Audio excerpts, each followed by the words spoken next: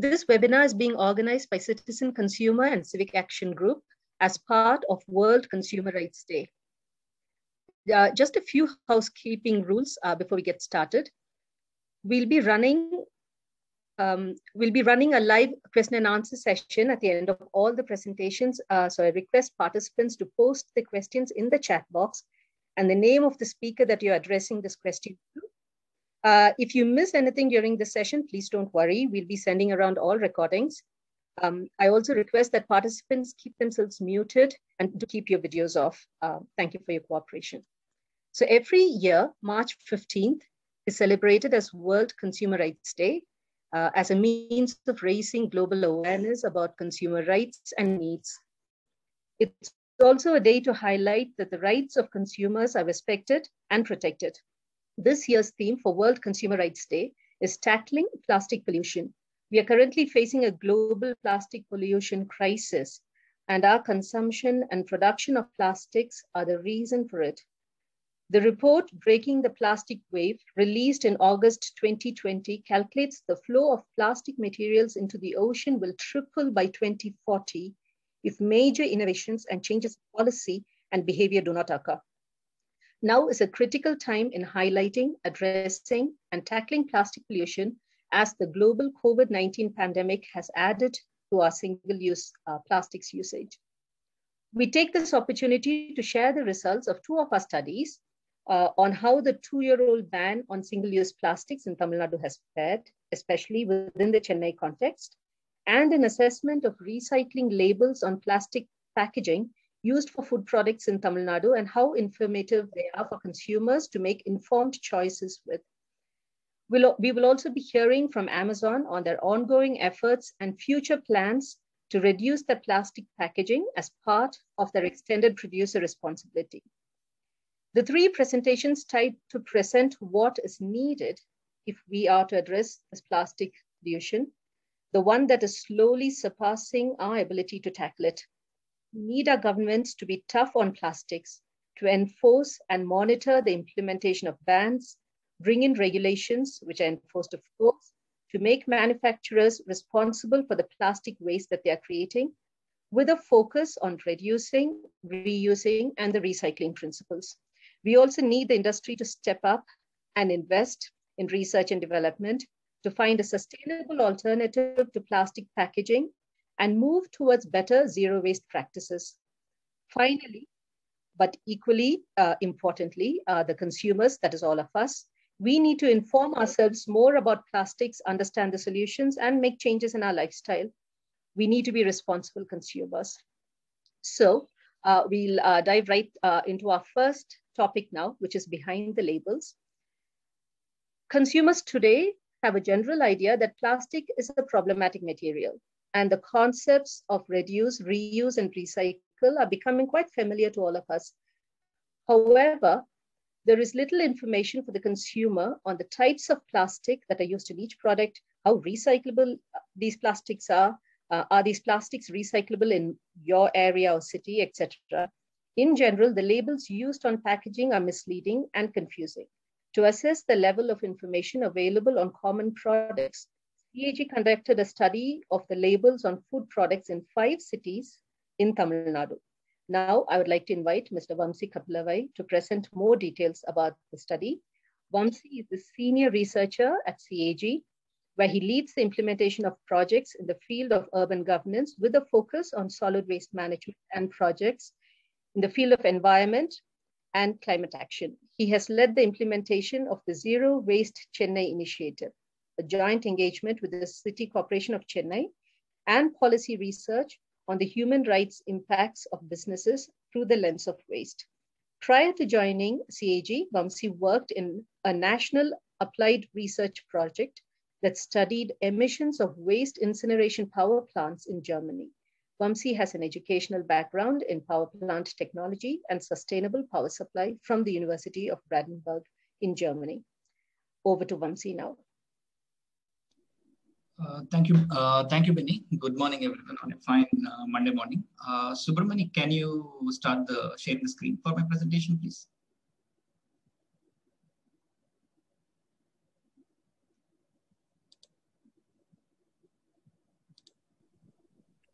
Thank you. So before we start, I would like to make two things very clear. So in this study, we exclusively, as a manufacturer, you are supposed to have various labels on the product you manufacture. So in this study, we only looked at the plastic packaging used and the recyclability claims that are proposed through using labels. So we only looked at those points, only exclusively looked at those labels in this study. And the other thing which I want to also make very clear is this study is not intended to promote recycling as a solution to plastic crisis at all. The main objective of the study is to understand the adherence to the rules by the manufacturers in terms of labeling on the packaging they use for their food products and claims made through these labels. And we only looked at the plastic used for food packaging, the labels used on food packaging. So yeah. Next slide.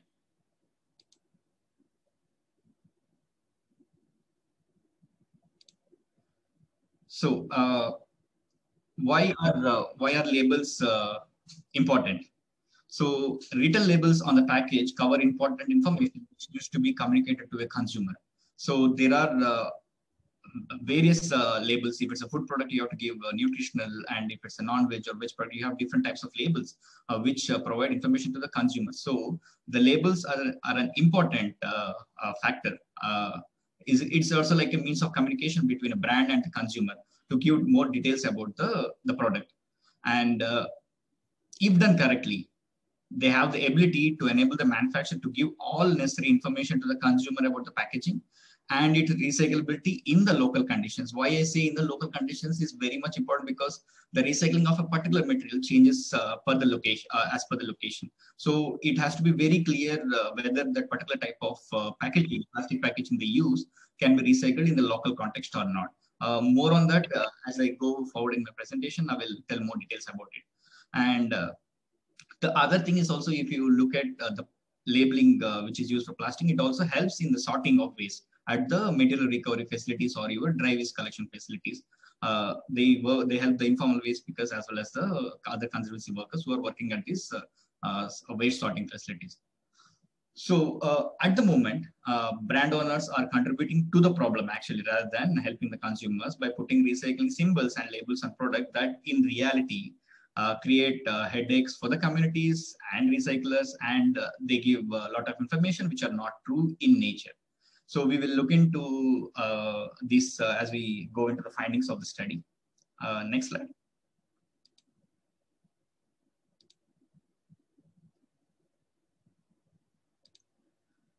So what are the manufacturers supposed to do as per the law? So what they're mandated to do for this plastic recycling labels or the information they give about the recyclability of the plastic packaging they used on their products. So under the Plastic Waste Management Rules 2016, recycling of plastic shall be undertaken strictly in accordance with the Bureau of Industry Standards, which is IS 14534 1998. 1998, entitled it is termed as the guidelines for recycling of plastic. So all the manufacture of these plastics and products, either from virgin or recycled plastic, shall mark the symbol at the time of processing in order to help the reprocessors to identify the basic raw materials and to give information about what is used in that particular packaging. So as you can see, this is how it should be. As a symbol, this is how in each product there should be a triangle inside the number of the plastic, and then what is the particular type of plastic, it should be clearly written on the product. So other thing is the 7, which requires special attention because while marking the symbol 7, the respective raw materials that went into manufacturing this 7 type of plastic should be indicated below the symbol.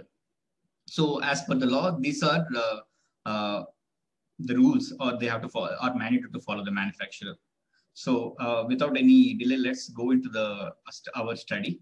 So next slide.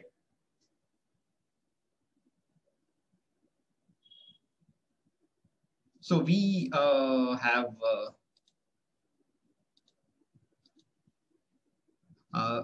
formed this methodology where we looked in 5 cities, that is in Chennai, Coimbatore, Madurai, Tirunamalai, and Thiruvarur.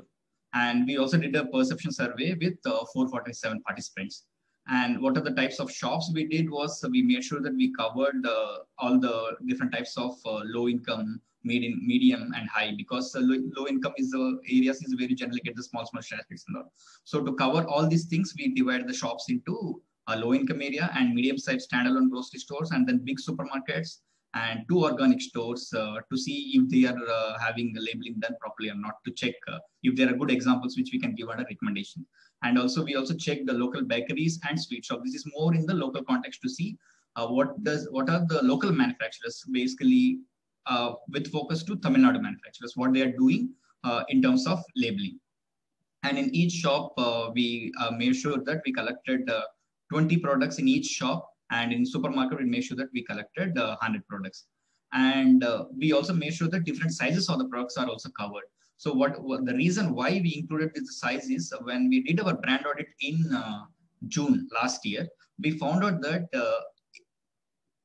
on small packaging, usually the manufacturers are avoiding keeping these labels. Only the bigger size packaging is the one they are keeping their symbol. So we thought it's better to check if that is correct or not, the findings which we found from brand audit. So we also collected different size of each product available. And as I told you, we only looked at the food packaging, which is ready to eat groceries and beverages. So you can see the product list, which is like more exhaustive than what it is. So this is some of the list of items which we covered. So the assumption which we made during this analysis is symbols used other than the ones prescribed in BIS, we counted as no label, where you see generally on a package, you see a man standing and throwing the packaging into a dustbin. So we don't count it as a recycling claim symbol. So only if that particular symbol has followed the BIS regulations, only we counted them as symbol. And to make sure that we use SCOBO to make sure that there is no paper waste during this analysis. And I think at this point, I would also like to take this opportunity to thank the community-based organizations, the CPOs, which we partnered with in Coimbatore, in Madurai, in Tirunamalai, and Thiruvarur. So I would like to thank Citizen Voice Club, Mr. Jayaraman and his team, and also Women's Consumer Protection Association, Ms. Bhagyalakshmi and her team, and Sinam from Tirunamalai and her team, and as well as Ramesh from Thiruvarur, which are TNCP, ERC, and their team. Thank you so much. And I would also like to thank my team members who are greatly worked during this period and made sure that we got good data to present this study. Next slide.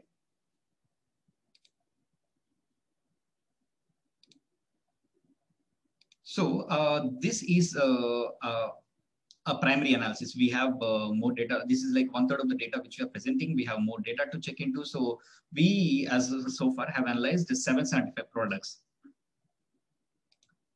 to check this labeling, out of which only 290 out of that 775 products, only 290 products have a provided label as per the BIS standard. Whereas, and we also looked at, is there only providing only the recycling symbol? Are they providing a recycling symbol plus number inside it? And the ones who are providing the 3, that is the BIS standard. The reason why we wanted to look into is to understand the sheer amount of variation in numbers that these manufacturers use, which confuse the people, as well as it also shows that the adherence to the rules by these manufacturers, which is quite shocking, to be frank. So you see only like 62.5% of the products analyzed haven't provided recycling label as per the BIS requirement. And the other thing which we came out is we also looked at the international brands as well as the local ones, which are a little more easy to regulate in Tamil Nadu context. So out of the local brands which we analyzed, 291 products we analyzed, which are locally manufactured packaging. And we found that only 37% of them have adhered to the BIS requirement. So this is another thing which shows that these labels regulations are not being followed. And the other thing is also two important things which we checked is the claim made on number 7, because this is one of the most hard plastic to recycle, and they are mandated to clearly put what types of material that goes into number 7. So out of the 775 products, we found that 218 products use the symbol 7, and only 30% of these total products followed the BS regulations again. As we know, the 7 is quite hard to recycle, or generally it's never recycled at all. It is either burnt, or it's on the roads, or in the oceans, or in the landfills. Yeah, so this is some of the important findings we got from this. And the other important thing which we want to take it further is some of the packaging used by Britannia, which is similar to the one which they used before, which is number 7. But in the recent packaging, they have put the label as 5, which is PP, which makes it is a single material. But if you see the package, it still looks the same with shiny material inside, aluminum. So it is a combination of materials. So going forward, after this, we will be working with CPET to help us to understand, is that really PPP? If so, if it's a single material, why not move away from 7, which is hard material to recycle, to move to PP? So these are some of the findings. And next slide.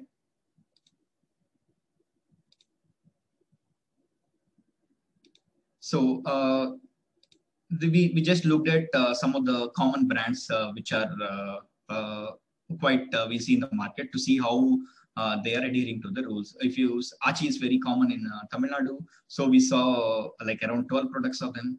Previous slide. Subramani, previous slide. One second, sorry.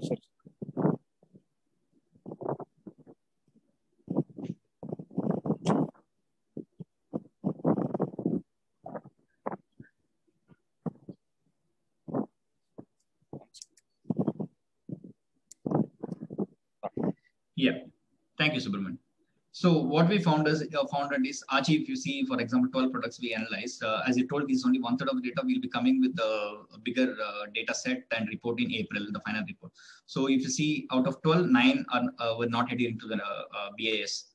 ITC did fairly good, and Britannia, you can see 62 of their the products 101 which we analyzed, 62 were not adhering. Unilever is there and there. Nestle is not. Mondelez is strictly no. And Parley is also not following to the adherence, not adhering to the BAS regulations, which they have to do. So this is, you can see the bigger brands, what they're doing at this moment. So I think it is high time we make sure that these proper regulations are enforced, and make sure that these are properly followed. Next slide.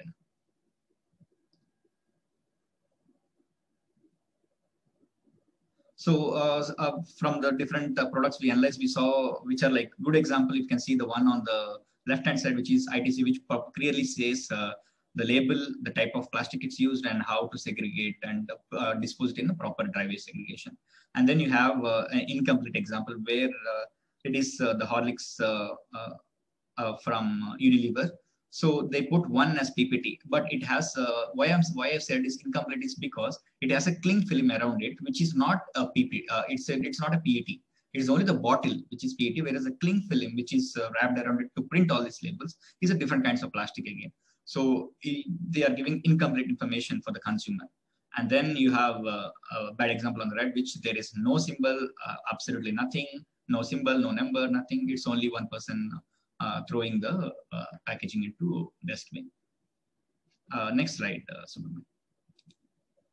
Yeah, as I told you, we also did the perception survey with 447 participants. So we got quite a good insights into what people actually, how much people know about this plastic waste is a problem. If you see, out of 447, 404 people told, they actually are aware that plastic is a problem.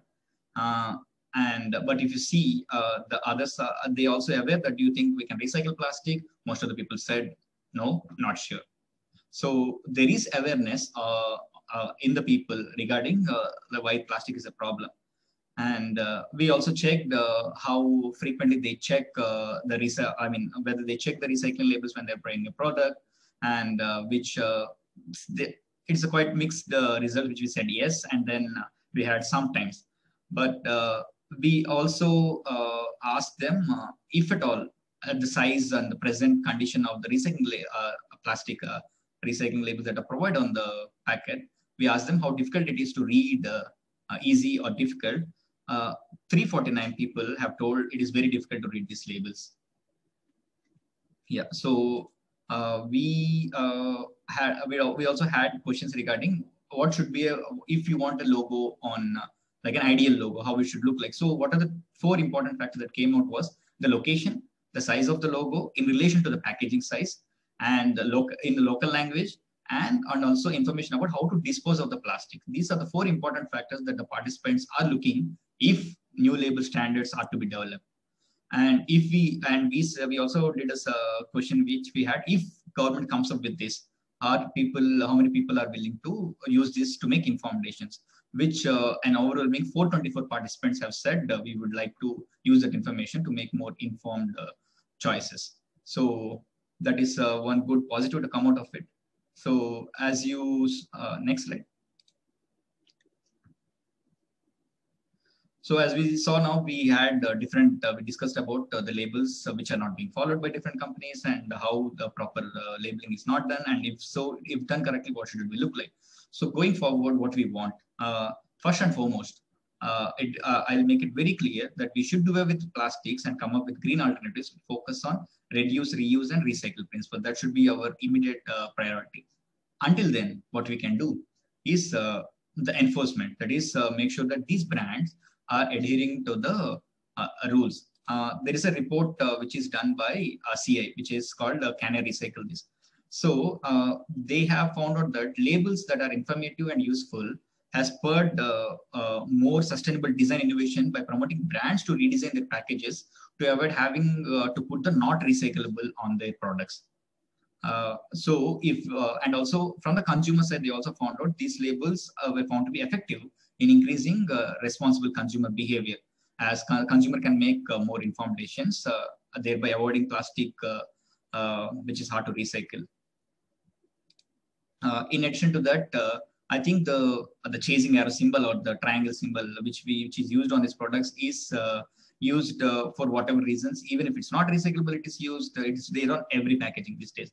So we should put an end to false claims in terms of recyclability of the material to make sure that these symbols are only used on the packaging, which are truly recyclable in the local context. And as per the government, we will also be giving our recommendations through this report, like what the new label standard should be. And I think it is high time that we create a new label standard that tells consumers not just how to clean the product, but also what to avoid. And then one that reflects the actual local condition in terms of recyclability. And as I told you, the consumers also want labels in the local language. Yeah. So I think this is, we had the findings from our study. And after our 3 presentation, we'll be taking questions, and I would like to answer any of the questions you have. Thank you so much. Thank you, Vamsi. What we'll do now is we'll go on to our second presentation. So do keep your questions in mind and remember to put them in the chat box.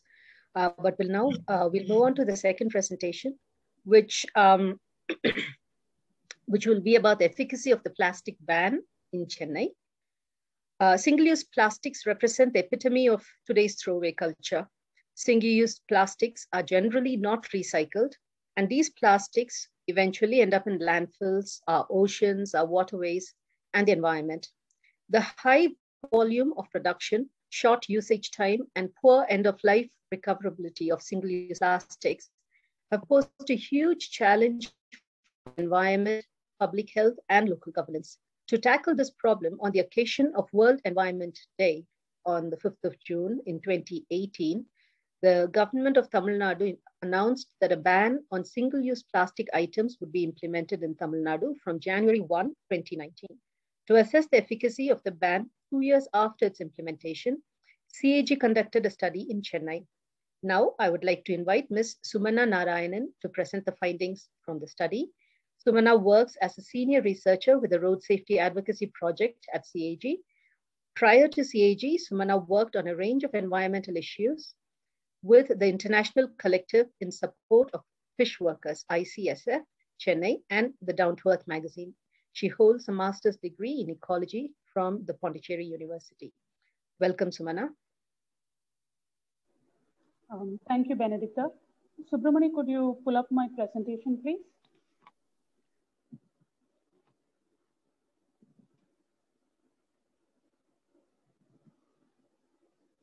Hello.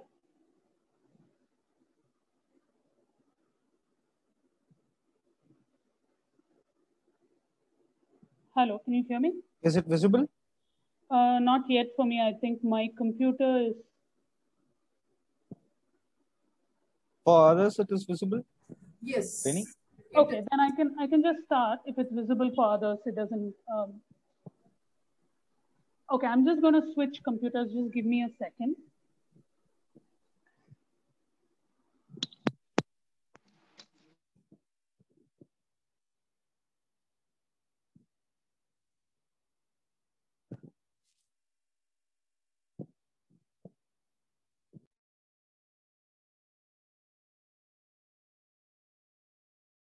Okay, I'm just going to be using Vamsi's computer since there seems to be some internet issues.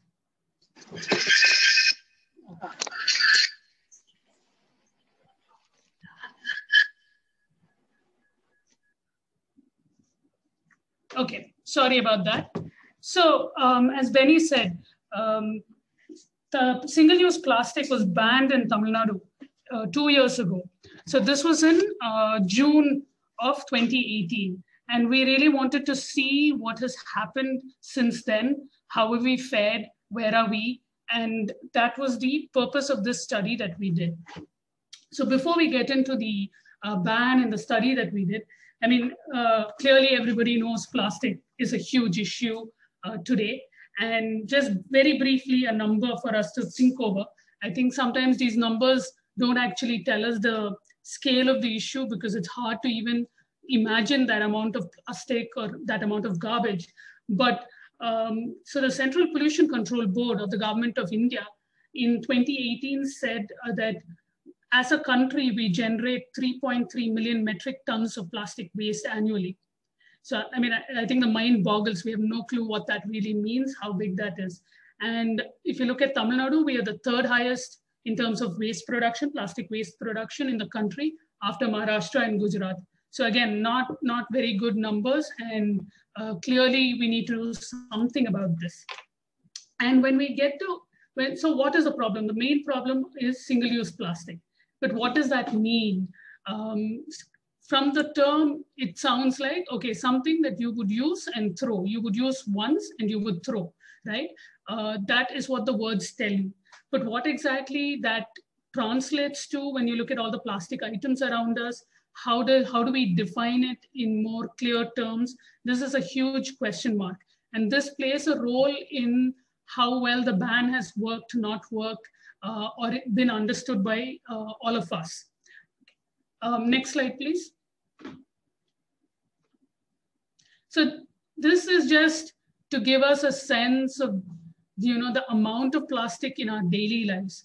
Pretty much anything around you right now would have some plastic components, starting with the computer that you're logged in on or the phone that you're logged in on would have these components to all of your daily use items, right? The food that we buy, the personal care products that we use, all our household products, and nowadays even the clothes that we wear.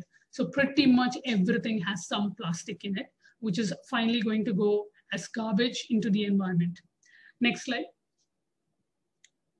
So coming to the study that we did. So our focus, we decided, before we get into the study, yeah, so this coming to the ban, so as Benny mentioned earlier, 2018, Tamil Nadu banned single-use plastic. This came into effect from Jan 1st, 2019.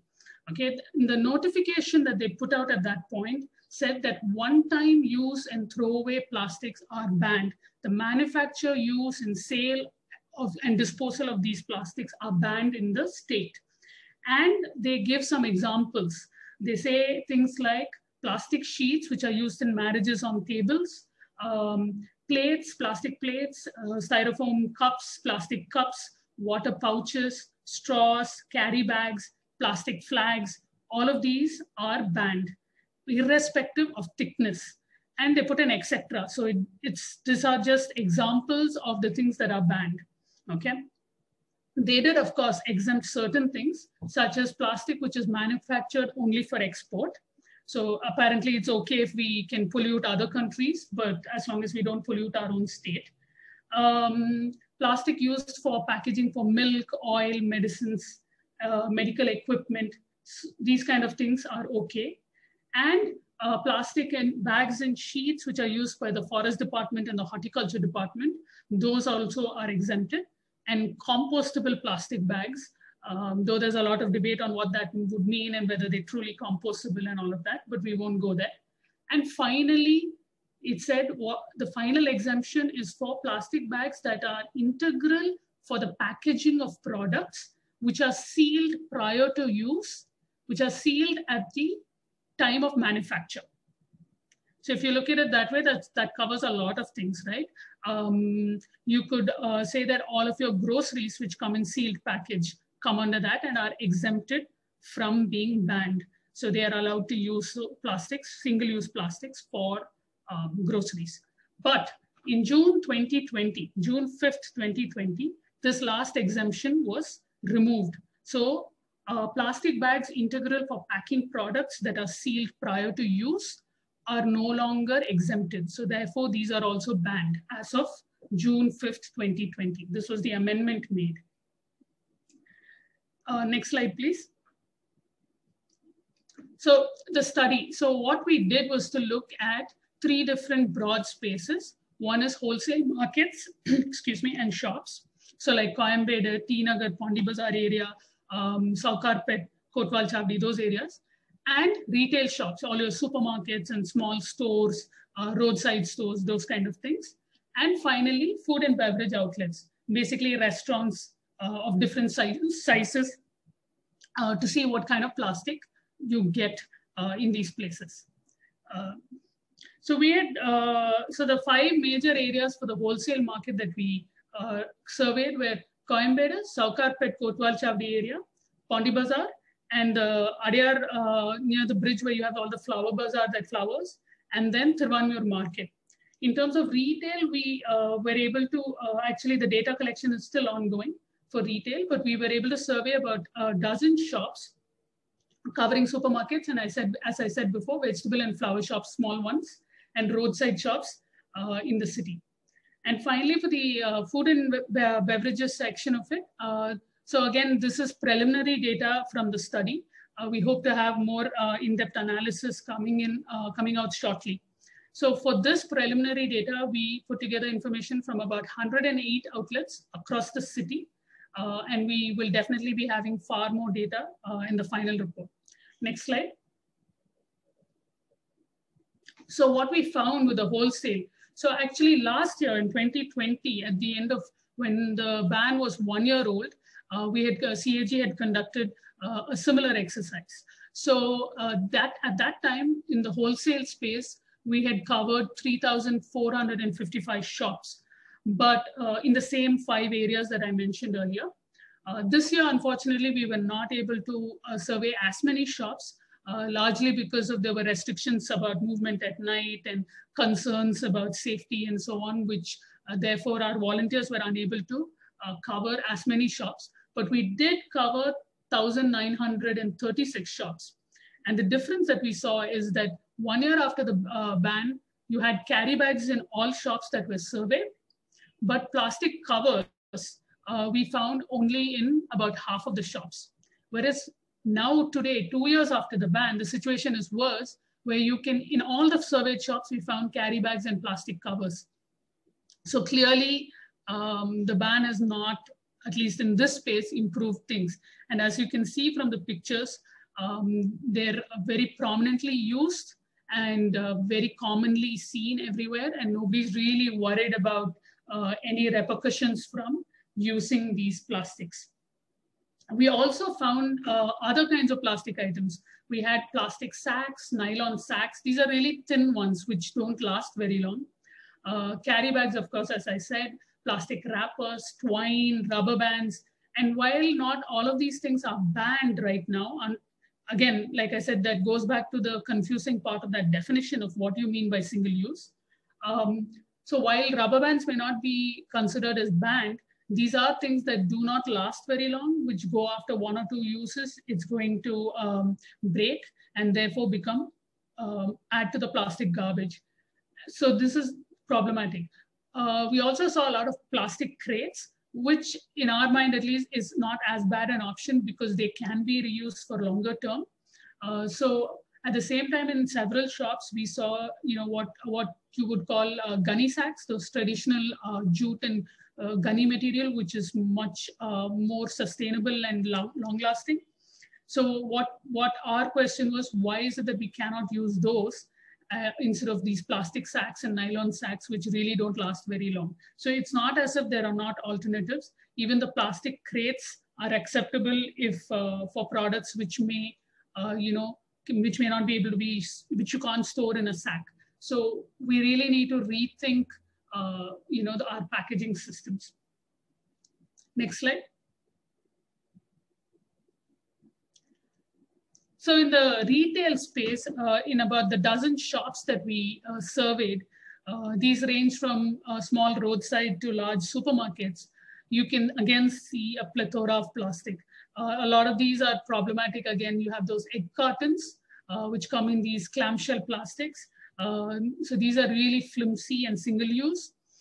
At the same time, you have cardboard egg cartons. So again, the alternative is right there, and we continue to use these plastics.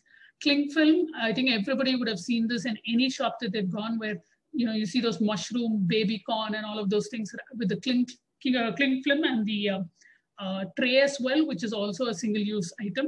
And of course, the entire plastic packaging which comes with it. Again, flower shops, again, are back to using flimsy carry bags to tie little packets of flowers and sell it to customers. And we found it really ironic that there was a supermarket which was selling these styrofoam cups on the top photo. And right next to it, they're also advertising for a travel mug, to be more sustainable, right? You buy a travel reusable mug. The other interesting thing is this photo on the extreme left of a styrofoam cup. This we found in one of the major supermarkets in the city, where basically that's a hot chocolate. You get a pouch of, presumably a pouch, we didn't buy it, we couldn't open it, it was sealed. Chocolate powder inside, and you just add hot water and you're ready to carry your hot chocolate as you go. So, we're coming up with really idiotic ways to increase our plastic consumption and throwaway patterns. This is ridiculous. You also have a foil inside, so there's multiple layers of plastic which you're, throwing out after using once, just for some preconceived notion of convenience. Next slide. So our food and beverage part of things, as I said, this data is preliminary and only a part of the data that we've collected. We will be doing more analysis and data cleaning and being able to give an even better picture of the situation in another couple of weeks when we come out with the report. So for this, we looked at just 108 shops across the city right now for what I'm presenting to you. And these were the kinds of shops that we looked at. Fast food, this includes roadside and larger chain restaurants and medium-sized standalone restaurants, which serve you fast food and snacks. Amma canteens, because that's a very commonly found government outlet, so we wanted to see how they scored. We looked at bars and pubs. We looked at restaurants of different sizes and coffee shops and juice shops and cool bars. So again, a mix of, how big they are, how prevalent they are across the city in terms of are they a chain or not. And of course, importantly, we tried to ensure that we would have cover different geographical regions. So we broadly divided the city into north, central, and south, and made sure we covered all of these kinds of shops across all of these areas in the city. Next slide. So basically we found, of course, when you look at modes of service, we also try to ensure that we did dine-in, takeaway, and home delivery. So obviously, it's of no surprise that the home delivery and takeaway component is where you see far more single-use plastic. Dine-in had very little, which, like I said, is not surprising at all. And within home delivery and takeaway, when you combine them, out of 59 home delivery and takeaways, this is what we got. We got a lot of plastic pouches. We got a lot of those little sachets which come for your oregano and your ketchup and those kind of things. A lot of rubber bands, which again are very flimsy and tend to break, and one tends to throw them away in no time. Bills were a big thing. So many home delivery services will stick a bill on the order, and then they'll hand you a bill as well in your hand, right? And all of these bills now that come are all of those with that slightly plasticky feel to it. So these are not actually full paper.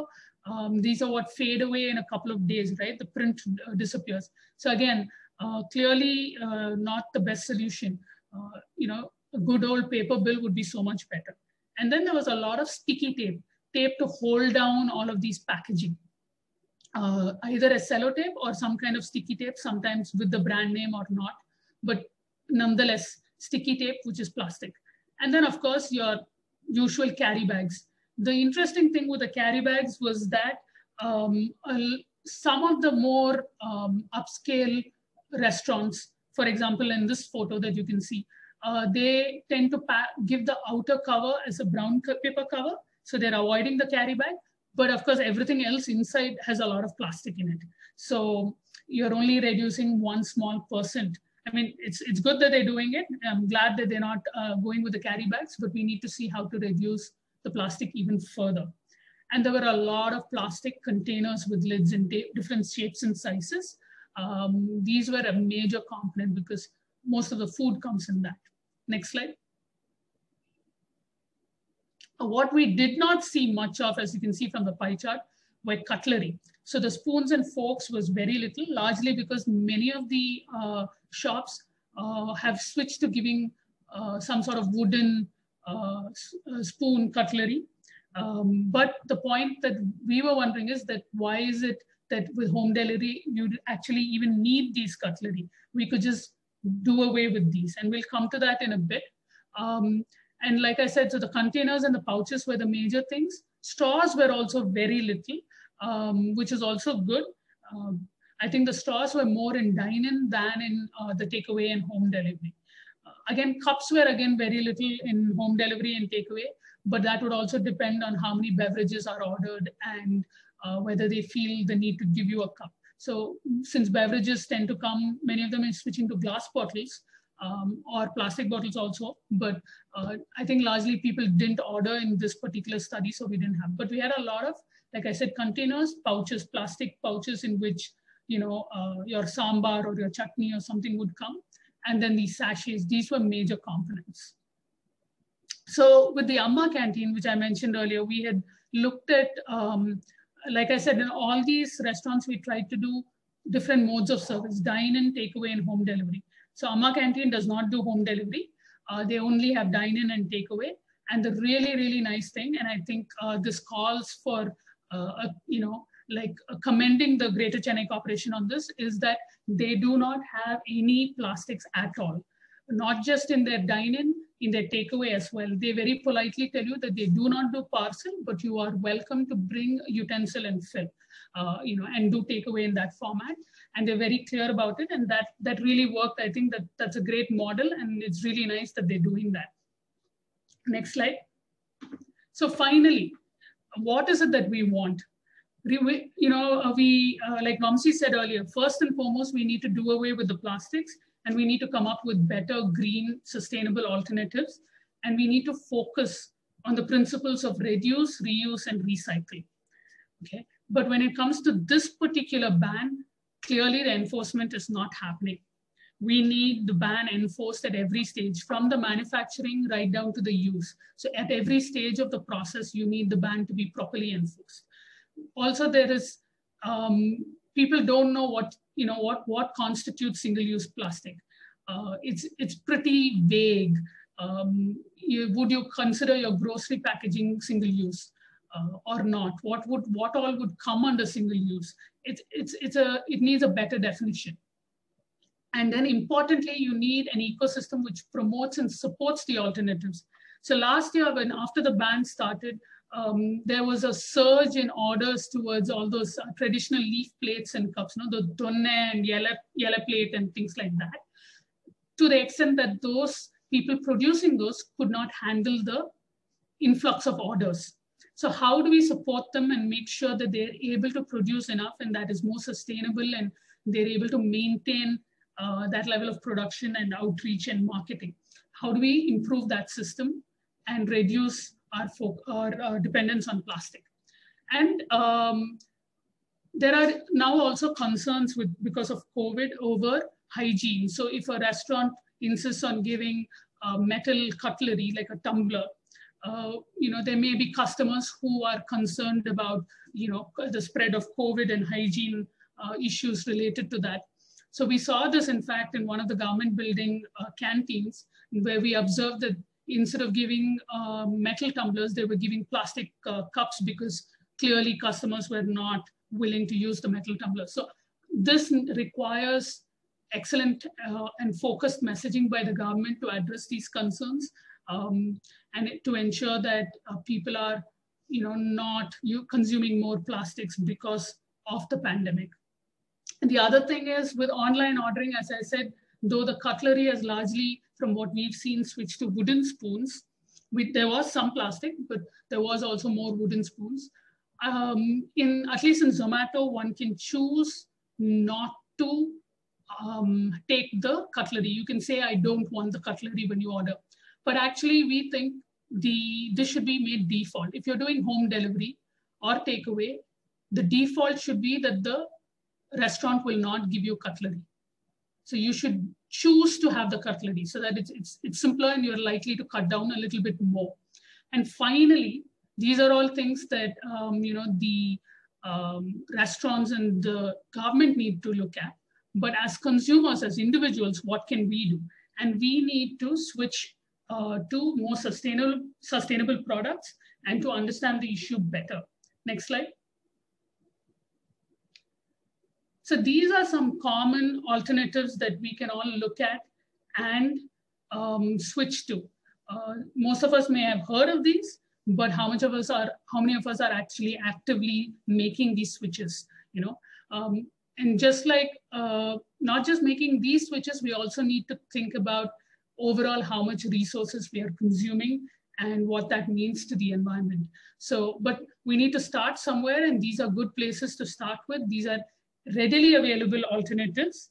And if anybody's not sure where to access them, do get in touch with us. We're happy to put you in touch with or tell you where you can go and find these kind of alternatives. There are a number of places where you can go and make these switches if you're not sure of these. Next slide. So yes, this was what we found with the ban and where we are at 2 years from the ban. And thank you all for listening.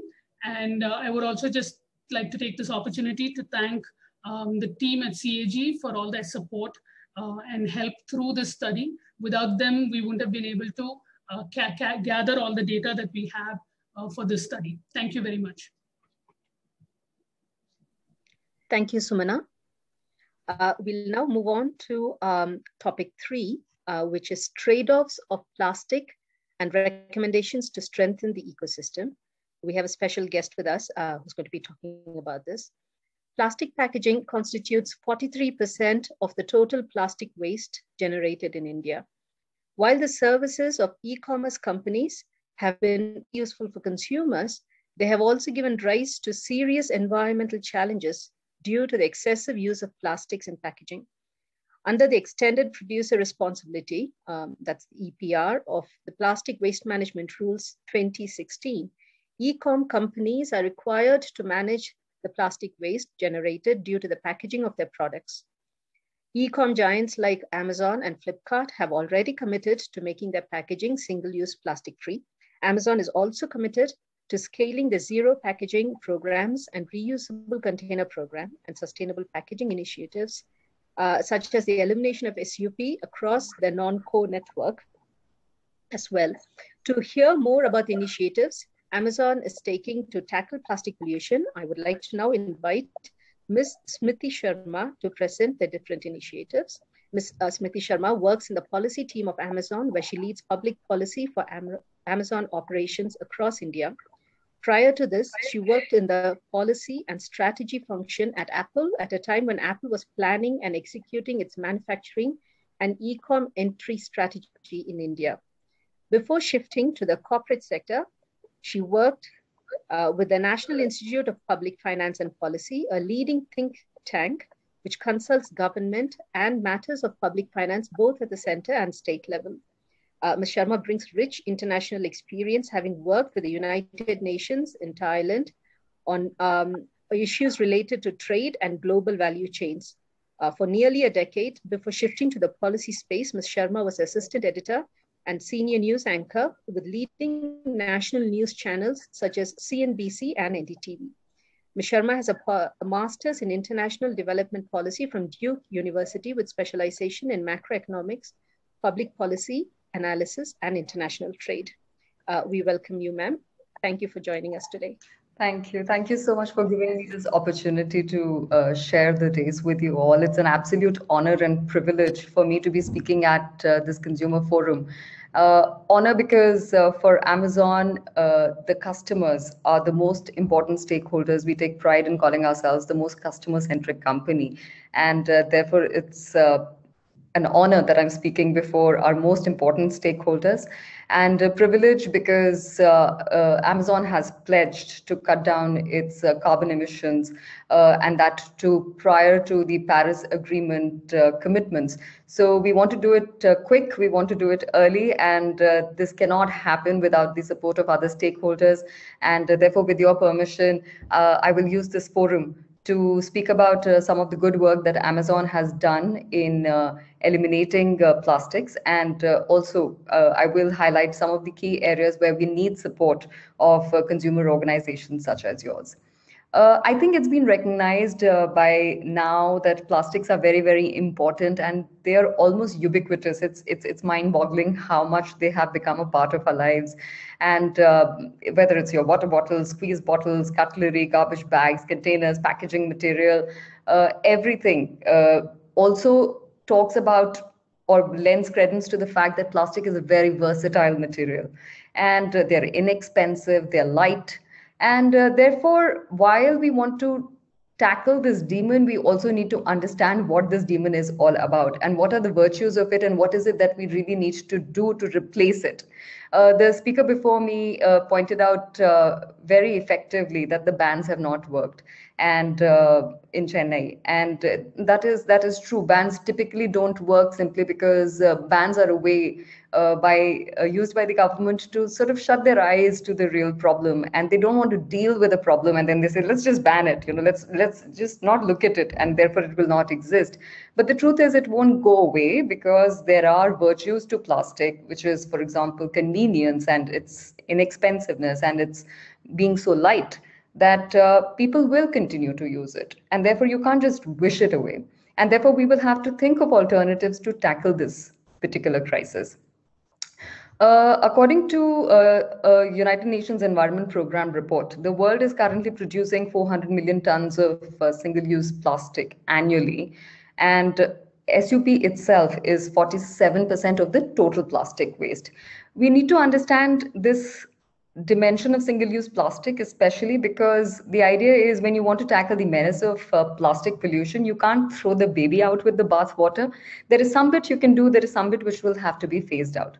The good news is that Indians consume approximately 11 kg of plastics per year, which is one of the lowest rates in the world, compared to US, who consume around 109 kgs per year, 10 times more than Indians do. So that's a good news. And that's something that needs to be recognized, something that we should applaud ourselves for. Our problem is not as serious as it is in the developed world, for example. However, again, I do not want to shut my eyes to the rising issue. We do understand that CPCB has said that, we are producing about 26,000 tons of plastic waste every day. And this is coming majorly from 60 major Indian cities. And out of this 26,000 tons of plastic waste that we are generating every day, 60% is recycled, but the remaining stays on land as litter, and then it slowly makes its way into waterways. Uh, the worst is that nearly half of this plastic consumption is of single-use plastic. So, like I said, you can't throw the baby out with the bath water, and therefore we need to probably tackle the single-use plastic bit first. But like the eminent speaker before me pointed out, what is single-use plastic and how do you define it is something which has even now evaded us. In fact, last week, some new draft regulations have come with regard to single-use plastic, where they have attempted to define it again, and consultations are going to happen where we are going to be commenting on whether this definition works or doesn't work. The new definition is basically single-use plastic is a plastic commodity intended to be used for the same purpose before being disposed or recycled. It leaves a lot to interpretation. It leaves a lot of vagueness in it. And I guess I would love to use this forum to kind of make that point that, let's work together to define what exactly is single-use plastic, because unless you know the demon, you can't tackle it. I want to bring to your attention some interesting studies that have happened or are being initiated by industry. Not just us, but many industry associations which represent a lot of the companies have taken on this issue head on, and they're trying to understand what can be done to tackle this plastic pollution. One of the studies that has come out and should be in the public domain soon, in fact, points out to the fact that single-use plastic, there is a problem, especially not with the plastic itself. The problem is so much more with the fact that it is difficult to collect and difficult to recycle. Now, single-use plastic is difficult to collect, but not difficult to recycle. On the other hand, thicker plastics or plastics which can be used more than once are easy to collect, but create so much more carbon emissions. So there are always these trade-offs one needs to deal with in a real world situation. It's not either this or that. It's a bit of this and a bit of that, and you have to come at an optimum solution. For example, in case of Amazon, where do we really use plastics? We use it for packaging. And there are things that are like plastic dunnage. There are these bubble wraps and air pillows that we use to cushion the parcels that we send out to our customers. It's easy to take it away. It's very easy. And it will save us a lot of cost if we didn't do any of these packaging. But the problem is, imagine one of your parcels coming to you without any kind of safety. Packaging in itself is done to ensure that the good that you have ordered for reaches you in its best condition, or at least most optimum condition. So if you were to just imagine a world where there are these, through Amazon Fresh, there are these vegetables coming to you, there is fruit coming to you, and it's not packaged. It can't happen, not at this stage, till we come up with some alternatives. And therefore, I just need to bring to your attention that, something like a 1.5 gram of plastic film helps a cucumber extend its shelf life from 3 days to 14 days. Selling grapes in plastic bags or trays, they reduce in-store wastage of grapes by 20%. So there are no straight answers. It's not like, oh, plastic is creating a problem, let's remove the plastic. It could even be a solution, a roundabout way of tackling it, which is like, can I shorten my supply chains? If I shorten my supply chains, I may not have to use as much packaging as I'm using. So, and improving supply chains is something that we are working on and we continue to work on. Apart from that, businesses, of course, have to invest on developing alternative products or encouraging those companies which are working on these alternative products.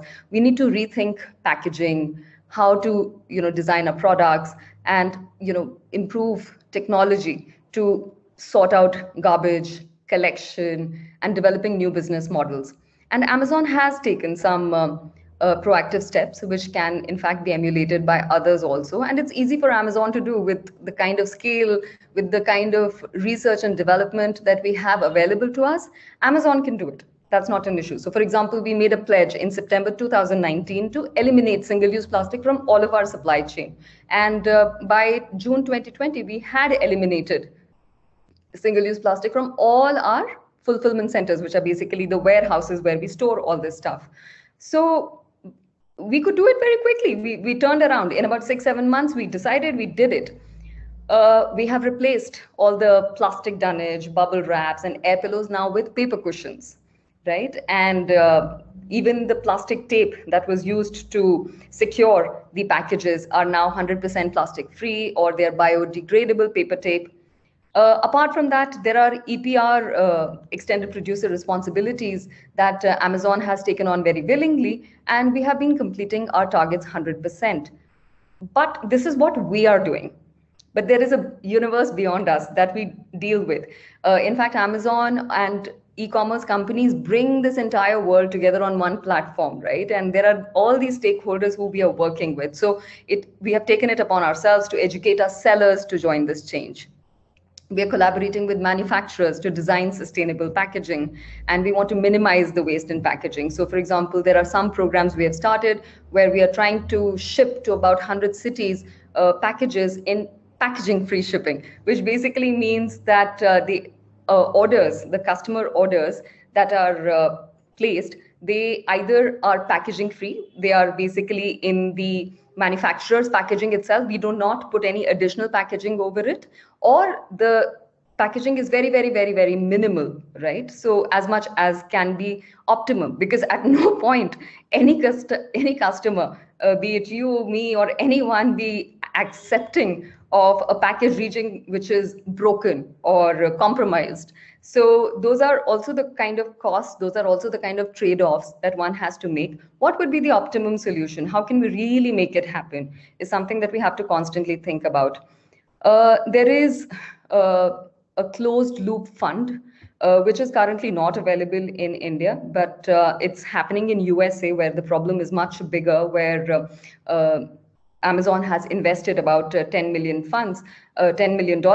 and the idea is to understand how to make sure that all the material is recycled and brought into the circular economy all over again. Having said and talked about what is the role that Amazon is fulfilling as part of its responsibility, I would definitely want to use this forum to make sure that the role of the other stakeholders is also raised here, talked about, and I'm sure CAG will do its bit in creating that pressure, whether it's on the chemical industry, which is making all this virgin plastic. They need to reduce it. They have to invest in modern recycling technologies and introduce the recycling material back into their feedstock. These are some things that they can do. As far as consumer goods companies are involved, they can select packaging that is fully recyclable or uses significantly recycled materials. So like I said, we are talking to our sellers and we are encouraging them. You cannot coerce anyone, but you need to gently nudge and need to move them in that situation. I think we have seen that coercive actions do not always give us the best outcomes. For example, again, I will repeat, the ban in Chennai has not worked because the alternatives have still not been thought through. It won't work till we have that solution. So to hope that a ban will take care of it, it won't. Similarly, retailers can also do their bit by allocating, let's say, premium shelf space to more sustainable products. And consumers such as you should obviously and definitely use your purchase power to order for products which support circular economy. Having said that, I guess the most important role is of the government.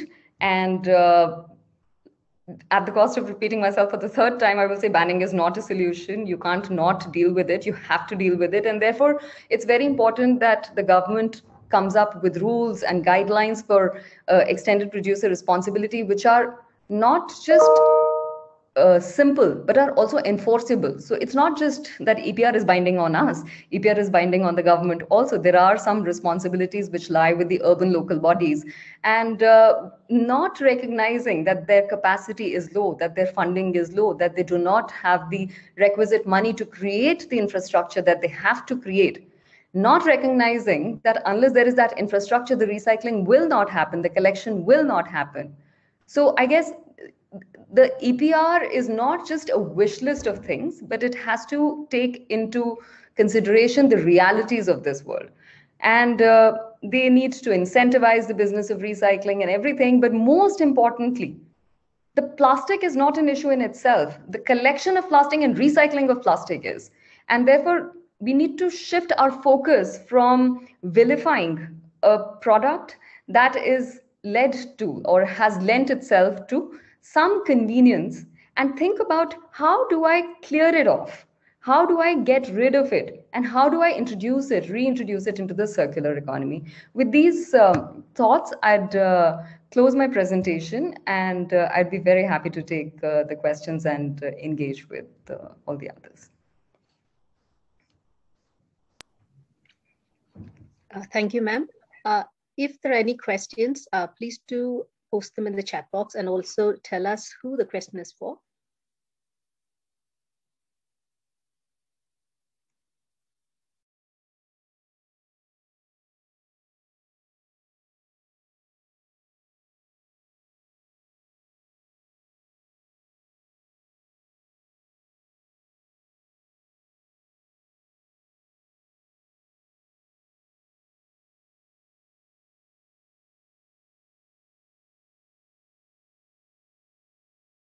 Okay, we have a question here.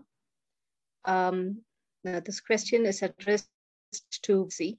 My question for you is that the green alternatives you have recommended, how affordable are those? Since Tamil Nadu has not just cultural, linguistic diversity, but also economic differences. So this one is for Vamsi, and there's another part in the question to Sumana, but we'll get to it after we have finished with the answer from Vamsi.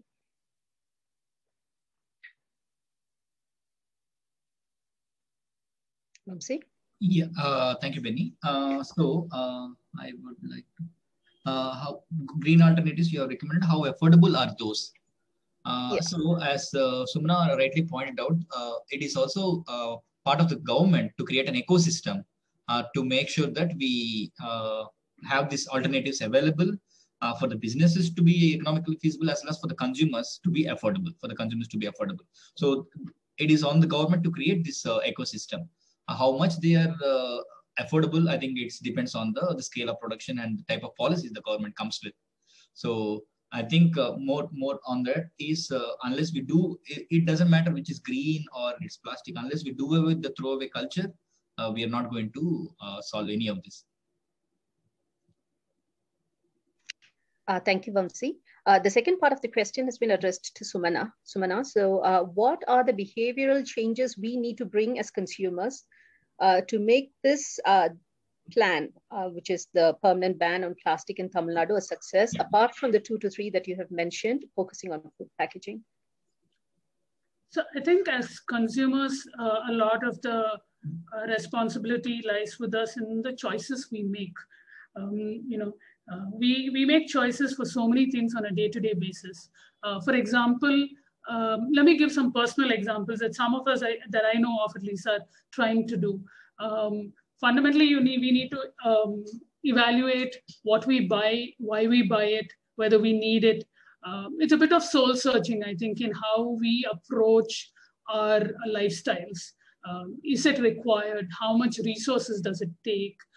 So at least with me, I've been trying to systematically change one thing at a time, because when you start thinking about it, it's a bit overwhelming. And then you're never going to be able to make all of these changes is what comes to mind. So I try to change one thing at a time. So in the last 2 years, I've been focusing on finding more and more shops in my locality to reduce the plastic packaging in my groceries, because that's obviously something that you're buying very regularly and you need food. So you're not going to get away from the requirement for it. So that's one thing. With other things like, since to talk beyond food packaging, with personal care and stuff, I've started going back to what, in many of these things, what our grandmothers did probably makes a lot of sense today. And more people are rediscovering this, right? So at least for the last 15 years, I have been cutting out a lot of personal care products by just going back to traditional systems and focusing on using, turmeric and things like that. So you really need to think about how you're doing this and what kind of lifestyle changes you can make. And in terms of affordability, talking to the first part of that question, obviously this is a concern for everyone. And different people have a different definition of what is affordable. But I think ultimately we have to ask ourselves, is it affordable? Can the planet afford this?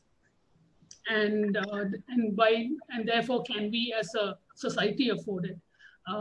It doesn't mean that you need to go out tomorrow and buy the most expensive alternative thing on the market, but you can look at small changes to your lifestyle, which will accumulate over a period of time.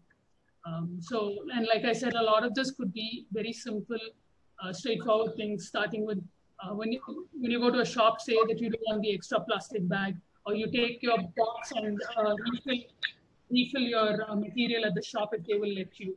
Things like that, which actually don't cost you more. Thanks. Thank you, Sumana. This one is for Ms. Sharma. Ms. Smriti, like IKEA is using mushroom-based packaging for certain products, what all biodegradable packaging options is Amazon coming up with?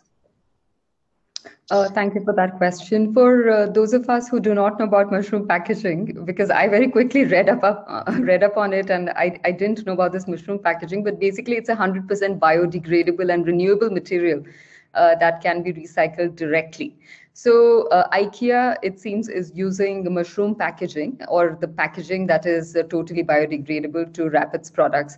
I have to say two things here. One, the comparison is not direct. One, because IKEA is like any one of the sellers, thousands and thousands of sellers that Amazon hosts. The difference here will be if IKEA were to sell its product on, let's say, Amazon, and I think they do sell a couple of things on our marketplace, we would be putting in additional packaging if we were going by the traditional route. However, like I mentioned earlier, Amazon has now started packaging free shipping. So 40% of the Amazon customer orders are sent without any packaging. So just to make it easier, let's say IKEA deals with home and home improvement products. If we were to sell it, we will not package it anymore than they have already packaged it. So our contribution here would be that we have totally removed the packaging, at least for goods such as tech accessories, home and home improvement products, shoes, luggage, and more. So products that will not get too impacted by the absence of packaging material are now being sent without packaging. However, because our focus is always going to be on customer satisfaction, there are products like liquids, and then there are fragile items, and then there are personal care products that need additional protection during transportation. Those continue to be shipped with packaging. But like I said, our packaging has become much better. We have totally removed, 100% removed single-use plastic. And we have replaced our single-use plastic packaging with other things such as paper cushions and parcel packages, which are made of biodegradable paper. Thank you, Ms. Smriti. Actually, we have two other questions, actually, both for you. You might have answered them in part here, but I think it's still worth just going through these questions. So the first one is from Sangeeta V. When we order with Amazon, we get things in plastic packaging also. I mean both cartons and plastic packages. Please explain why this difference. If the plastic packaging is from other sellers, can Amazon instruct them to follow a particular packaging system? That's a great question, and that is something that we are working on. Amazon has its own infrastructure and is also providing its infrastructure to other sellers. However, it's not totally viable or feasible or can be done. Amazon is not the government. It can't and it should not direct its sellers to only use the Amazon infrastructure. It would take away a lot of their economic opportunities. These are small sellers who are trying to right now upgrade, who are trying to use the Amazon platform to increase their incomes. and their economic opportunities. I guess, like I said, there are never straight and easy answers. While Amazon will always encourage sellers to use better packaging material, we cannot necessarily coerce them to do so or ban them or shun them from our network for not doing so. Because let's please understand, there is always a curve which is followed in any kind of evolutionary process. And I guess, if, for example, I'm sorry to give you this example, but think about a time when COVID was happening and we had to make very harsh choices between life and livelihoods. They are not such simple answers. Here also, for example, if somebody had to go about doing his business, not doing his business, retaining a consumer, not retaining a consumer, staying with Amazon or not staying with Amazon, the choices will be made which will be to their best of outcomes. So I guess your question, can we tell them not to do it? No, we can't tell them not to do it, but we have been working with them. I guess once they achieve a certain scale, once they achieve a certain maturity in their business, yes, they will move. And I guess they will see the benefit in it. I hope I've answered why we can't force sellers, because the first part I've not answered, because I guess you have understood that not all of these packages are sent by Amazon. Amazon works with sellers, other sellers also, who are not Amazon sellers. They are not Amazon, they are not using the Amazon infrastructure, they're using their own infrastructure. And to keep tabs on that would be not unfeasible, but I guess we can do it, but I guess that coercion may not work and may not be the most optimum way of dealing with them. Thank you for that. We have two other questions, both for you, Ms. Sharma. They're both from Katie Conlin. So this is how it goes. I have found that Amazon still ships in bubble wrap and excess packaging. Whenever this happens, I write to the seller and send photos and an explanation about the excess plastic packaging, but often do not get a response.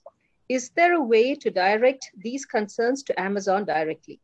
Also, is there a way to opt into or have a default for recoverable packaging? As in packaging envelopes recovered by Amazon, which would absolve from any form of single use. With the scale and scope of Amazon, it is necessary for Amazon to start adopting recovery methods to help drive this shift nationally. That's a great question again, Katie. Thanks for asking that. When we abide by our EPR responsibilities, we make sure that the plastic waste, or the amount of plastic waste at least that we have generated, is recovered, and that responsibility is given to something called the PROs, and these producer responsibility organizations, a mechanism which has been in fact suggested by the government itself, and very successfully so. These PROs on our behalf go and collect back all that plastic that has been generated by Amazon. I think I've already answered the first question where you have asked, there are packages that arrive at your doorstep still in bubble wrap and excess packaging. Amazon does not only represent its own infrastructure, but there are small and medium enterprises which still find it difficult to abide by these choices. Like Somana said, these are slightly expensive, and these are slightly, these are slightly expensive choices. And these SMEs do not intend to very quickly move on there, but they will. As I think our job is not only to recommend them that they make such packaging choices, but our job is also to invest in research and development so that these packaging alternatives become cheaper, so that they are automatically motivated to pick up such packaging. Not all of these sellers can be compared to an IKEA. I mean, IKEA is a behemoth and is a big seller. They can make those choices. These small sellers cannot. And I think we need to be sympathetic to those, and I guess work on the best alternative, which is like, can we drive our government, can we drive corporations like Amazon to invest in research and development of alternatives? And those we are working on. I believe once these packaging solutions become more affordable, become more wide scale, sellers will also move to that. And then you will see less of bubble wrap and excess packaging coming from Amazon orders, which unfortunately right now are not fulfilled by Amazon. So if any package that you see says fulfilled by Amazon, then yes, you must in fact take my email ID and write to me and send me the pictures. I will bring it to their attention. However, if it's not fulfilled by Amazon, then there is a possibility that some of these will not have, some of these may not have the sustainable packaging solutions that we are talking about. Thank you, ma'am. There's just one more again for you. This is perhaps a question as much as it is a suggestion. Can you have plastic packaging disclosure for all your sellers? I think this is about consumer choice, and then the person that's ordering has the choice of making whether they want to order it from that seller or they want to choose someone else. That's an interesting suggestion, and I think it's something that I should absolutely take it back. Can we get our sellers to disclose what kind of packaging they are, packaging solutions they are using? Can they explain how much is the recycling content? However, again, I would request you to be sympathetic to the realities of this country. There is very little literacy. There is very little. There is very little knowledge of that sort which is available. And I guess what we're asking them to do is putting the cart before the horse. I guess we'll have to just wait it out a bit. But I think these are interesting solutions. These are very interesting suggestions. I would love to take them back to my business team and see if they can, if these can be worked with. We in our own network are doing everything that we can to make it sustainable, but I guess I will not shy away from saying that the responsibility of the sellers also lies with us. We are working on educating them, and we will try and see if we can somehow have them disclose what they are using for their packaging. It's a suggestion I will definitely take back. Thank you for that.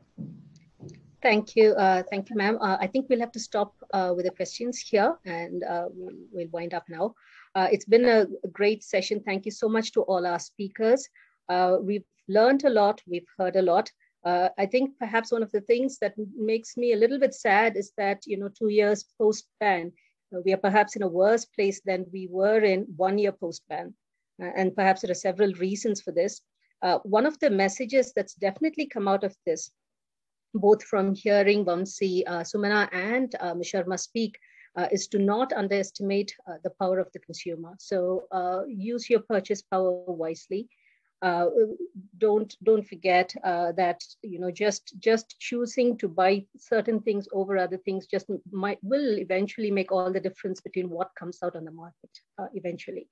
So we want to really thank our speakers for all this. Again, as a consumer, another take-home message should be that we must remember to look at labels. I think for most consumers, certainly me, my thing of looking at a label is to perhaps look at the MRP, and that's pretty much it. So to look at a label and to make sensible choices based on labels is important, and obviously we want the government and we want businesses to participate in helping us make these sensible choices. So thank you so much for your time. Thank you so much for being here with us today. On behalf of all of us at CAG, it is my most pleasant duty to offer a very sincere vote of thanks on behalf of our of all of us to our speakers, Vamsi, Kapilavai, Sumana Narayanan, and Smriti Sharma for having spared the time to be with us. We at CAG would like to especially thank Ms. Sharma for taking time out of a very busy schedule and sharing interesting insights into the initiatives Amazon is taking to tackling plastic pollution. Recordings from the webinar will be shared with all of you as soon as possible. The reports of the 2 studies presented today will be released in April and will be made available on the CAG website. That's www.cag.org.in. My thanks also to my team members for being a rock of support for helping us conduct this webinar. Finally, I want to thank all of you, ladies and gentlemen, for joining us today and raising some very pertinent questions. Thank you so much.